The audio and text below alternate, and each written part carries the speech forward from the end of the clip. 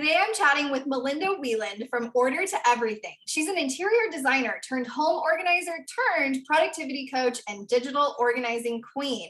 We're chatting all about evolution in business and how where you start may not be where you end up. Welcome to the show, Melinda. Thank you so much. Thank you for having me. I'm excited. Yes. So Melinda and I connected on Instagram/Facebook, I think in a Facebook group over a year ago. And at the time, I was desperately looking for podcast guests because I had just launched this Pro Organizer Bootcamp podcast. And Melinda applied, and I feel so bad because now a year has gone by and she kind of got a little bit lost in the shuffle of me moving across the country and starting a farm and taking a break from the podcast and all the things. So I'm so happy that now we get to connect. And I feel like this topic that we're going to chat about today probably wouldn't have been coming up a year ago. So I think it's perfect timing. Yes, it is. It's perfect timing for sure. Yay. And you are a interior designer turned organizer turned productivity coach. So tell us about yourself and kind of your journey. What called you to get into this wild world of all things home and design and organization? Okay. Well, when I was little, all I would do was doodle floor plans and things like that. So that led me into wanting to see what interior design was. And so I got my degree and I worked for an architect and then an interior designer and became a licensed interior designer myself. And I love working with space. I am very visual and I can see things when they're not there.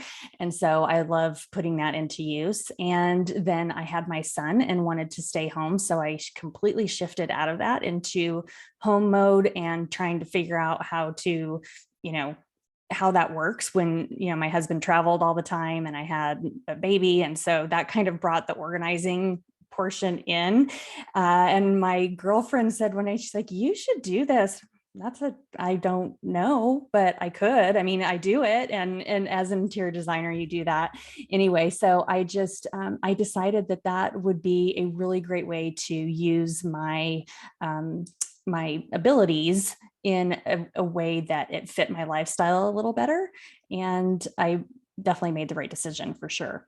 Yeah, how cool is that? I feel like it's always the best friend or the mom or the sister or, the colleague in a corporate working environment that kind of sees these things within us and they're like, you know what you're really good at? And they kind of shine a light on it and they shine a mirror on it. And we can see ourselves and we're like, oh my gosh, you're right. We are really good at organizing, time management, productivity, right? All of these things. And I just always think that's really interesting because it's like these little whispers from the universe, these little angels that come into our life that are like, hey, maybe you should kind of go this way. And it's things that we might not have thought about ourselves. Right, exactly. And I didn't know that I was going to end up where I am now either with that. So same for my journey since then.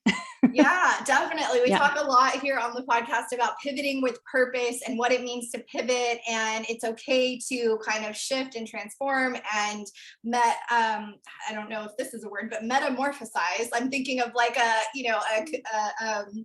caterpillar turning into a butterfly, right? It's okay to actually go through that metamorphosis and that evolution in business.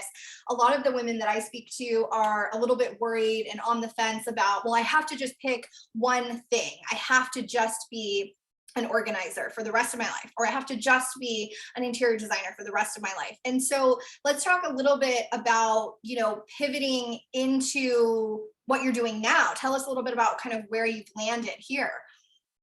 Yeah. So where I am pivoting to now is more of the productivity and digital organizing aspect of organizing. And I have to say that I am, I have been one of those people and still am recovering from being one of those people that has to have everything the way it needs to be and has to make that decision. And, if it changes, the world's going to end. And so going through the process, when I started, I saw somebody have a website that said virtual organizing, and I thought it was the coolest thing, and I didn't know what it was. And so that got in my head that I wanted to do that. And I knew that I wanted to do it, but I also didn't know how that was going to work or anything. And so I just continued with starting my business and working through it. And then I had a friend of mine that was in the online space, and I decided that I was going to make a course or a program or do something and just get myself into it. And so that's kind of how it kind of transformed. And I found that being a business owner and going through all of the things to become an online business person, I now have the organizing abilities to help people that do that. So that's kind of how it transitioned into what I do now.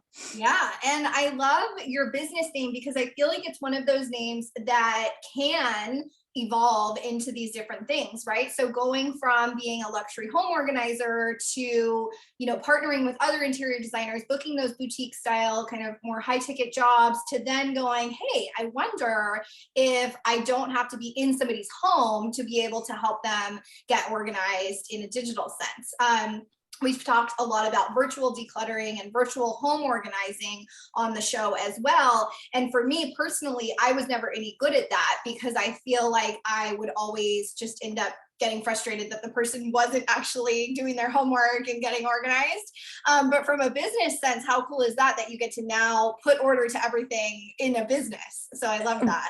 Right, exactly. And I was the same way with the virtual stuff until I had my group program, and then helping people in a group really validated for me that I was able to do it, because I did let that go. Like, that's how they do it. And after you do that, then it's amazing because you can really help people and see them change and do it without being there. Yeah, an impact on an even, more national or even global scale, and be able to help one to many instead of just one to one. I love group coaching myself. So let's talk a little bit about Order to Everything and how you came up with it, because when you came up with it, you probably didn't know you'd be pivoting into this new space, but how cool is it that the name still works? So tell us, how did you come up with it? Right. It was a lot of research, going through all the words, all the clutter words, all the decluttering words, all the things, and, coming up short with people that already had names that I wanted. And I really wanted it to be something that could change if I did change. Not that I knew I was going to or knew that I wanted to, but I wanted it to encompass everything, which is where the word came from. And then just kind of, just research. And I also wanted it to be something that, said what I did without being super literal, but kind of literal at the same time. So it's one of those things where you want to always make sure that somebody's still going to kind of know what you do without, like you said, without pigeonholing yourself into like one specific tiny little niche. You don't want to, name your business Organized Closets by Melinda, right? Because then you're very much pigeonholed into that one thing. You could never go and pivot to being, productivity coach and helping business owners get their digital processes in place and things like that. So I love that you went a little bit broader with it. yes, exactly. And people that use just their name too, that can go broad, right? That can go with anything. Yeah, but keeping it broad is probably one of the first ways to be able to let go of, maybe you can change if you need to later. Yes, and be able to hire and grow and scale and work with a team, and then it's not just Melinda or Melissa. It's it's the broader team as a whole. One of the other things there too. So I named my business "Let's Get You Organized" way back in 2011, and it's one of those things where when you tell people what you do and they go, "Oh, what's the name of your business?" or "Oh, what's your company name?" and you tell them, and it's that little like mysterious, like Order to Everything. Ooh, what does that mean? Or Let's Get You Organized. Ooh, what does that mean? And then it's a conversation starter at the same time, right? It turns into, well, I need that. And then you end up giving them your card or connecting on social media. So it's also, I think the business name is so important because it's also a way to get business just simply out of your name. Oh, for sure, definitely. And I'm sure that probably 90% of organizers get that, where, what do you do? And, oh, really? Oh, that's what it is. And then we're always needed, right? Oh, I need you in my life. The best feeling. You're like, okay, Yeah. great. When can we start? Yeah, exactly. So let's talk a little bit more too about that pivot. So I know that, you were an interior designer, then you turned home organizer. Now you're moving into this newer space. What kind of was that trigger? What was the thing that sort of made you realize, okay, I can be reaching a broader audience? Or was it truly just that friend that was in the online space that was like, ooh, she might need my help? Or tell us more about, what you've decided to do with this new pivot and what you're excited to do next. Yeah. Well, the pivot started with the dream, the evergreen dream, oh, I can really start something and have it not work as hard as I'm working right now. So let's do that. But then it turned more into, I really love the creation process. So I get sucked into Canva and, all of the things. I love creating that kind of stuff. And that took me down, maybe I'm going to do a digital course, or maybe I'm going to do this. And I joined a coaching program, and that kind of really focused me into, creating an actual offer, learning the marketing and learning how to create the offer and how to put it in the world. And so I launched into my group program 6 different times. And so I learned all of the parts and pieces that go into that. And I'm able to help people in my coaching program with that because I have the organizing stuff. And so it just automatically went to, that's what I need to do. And, it was just easy.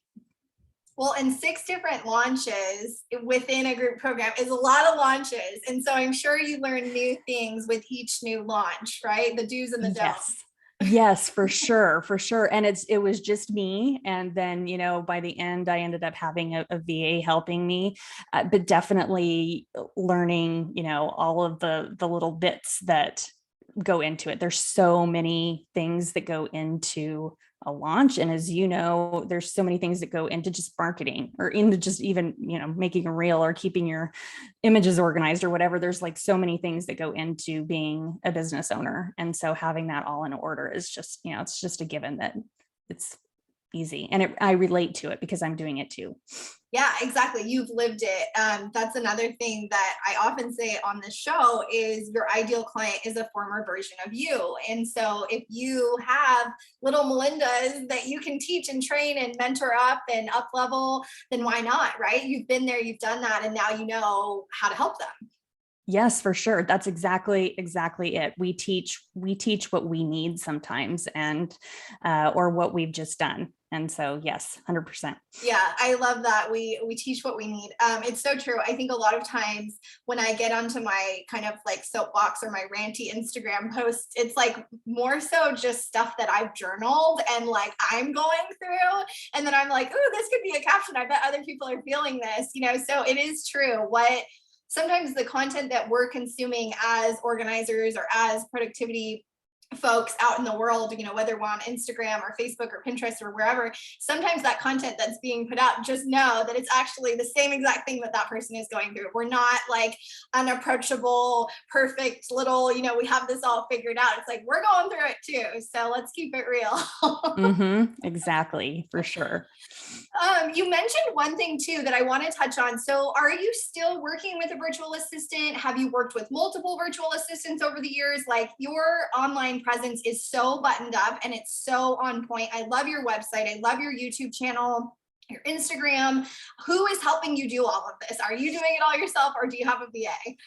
I'm doing it all myself right now. So I've only had VA help me with my launch. And it was amazing. And I need a VA. I need to add a person to my team because I could be doing so much more. But yeah, I do. I think I do it all myself now, just because, like I said, I get sucked into all of the creation and I really enjoy it. And so it's hard to give that away. But I know that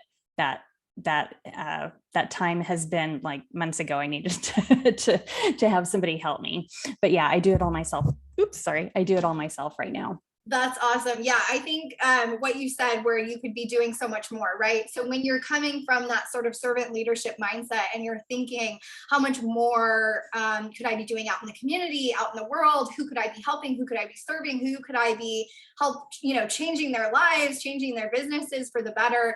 It really does come down to, at least for me, an impact thing. And so when you're at that level where you're like, okay, I need to hire someone yesterday, how do I get there?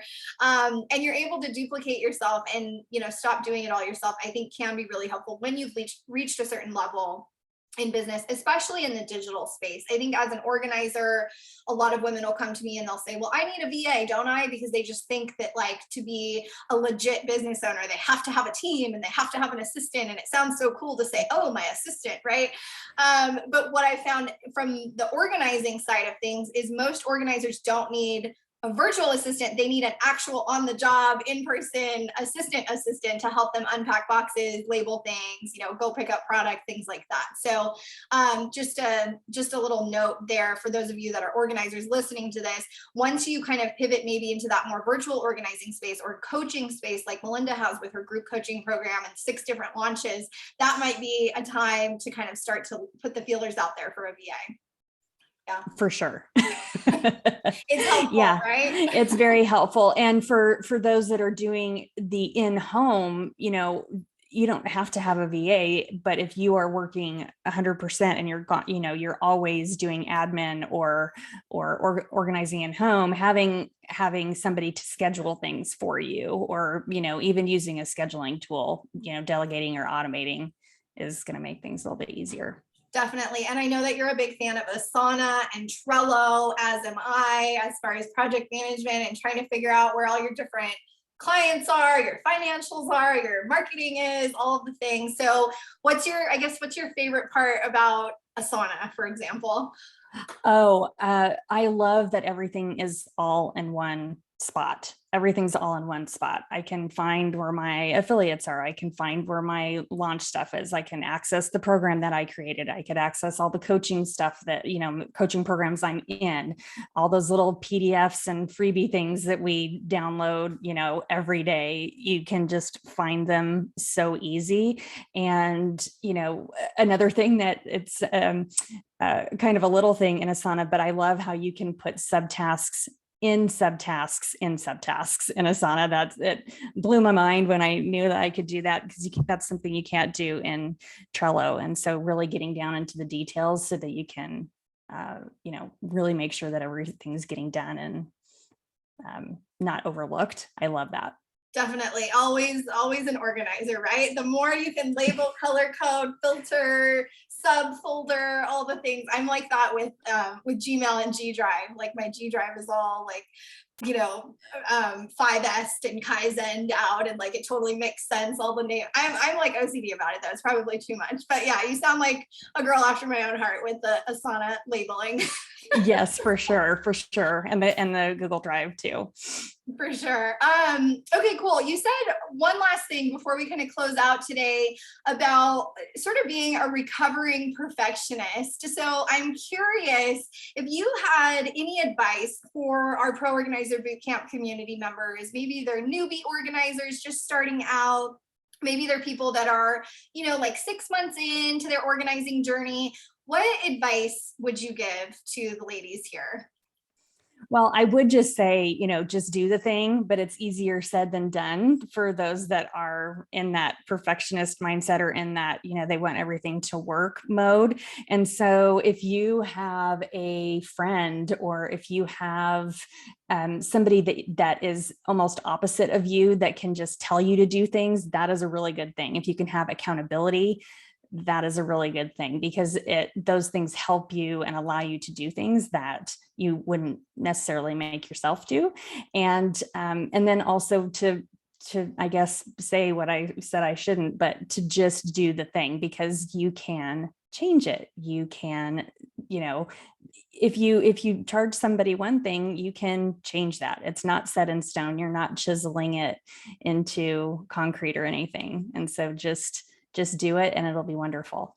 So true. So true. It does not have to be perfect to put it out there into the world. It does not have to be the right thing the first time. There's no right thing, right? You're going to get messy. You're going to jump in the puddle. You're going to play around, figure out what you like, figure out what you don't like, and you're going to pivot. You're going to evolve. And that is the beauty of being your own boss, having your own company, being the entrepreneur, being the CEO, whatever you want to call it. You have the autonomy to do whatever the heck you want. So guess what? Get out there and do it. I like that advice. Yes. And I say that from experience, because I spent almost a year building my website and making my business cards and figuring out my name and making sure. And I had a colleague of mine that started at the same time, and she had already had clients. She's like, oh, I don't even have that yet. And, we were complete opposite. And she was pushing me to just jump off the diving board. And I was, kind of inspiring her to do the other things. And so having a good kind of little balance of, okay, I'm just going to do it, and then I'm going to work on this stuff while I'm doing it, is a really good thing. Yes, grow as you go, right? Grow Yeah, as you go, and whittle away. It's always interesting to hear about, like, we had Amethyst Martinez here on the podcast, and she's the same. She's like, I am booking 10K jobs, but I don't have a car decal and I don't have uniform shirts and I barely post on my Facebook business page. Like, sometimes all it takes is actually just getting out there and getting the clients, right? And you can figure out the rest of it later. Exactly. Yes. 100%. So where can our audience find you, Melinda, and check out all of your amazing content that you're putting out? Okay, so I just recently launched my YouTube channel. So I have to say that first and foremost. It's called The Orderly Entrepreneur on YouTube. So go check that out. It's, all things productivity system and organization strategies. And then everywhere else, I'm at Order to Everything. Perfect. Consistent, right? And it has Yes. order. Yes. Yes. I love it. Well, thank you so much for chatting with us today. I'm super excited to see what you do next and excited to see how this all evolves for you in the coming weeks, months, and years. Yes. Thank you so much for having me on here. I so much appreciate it.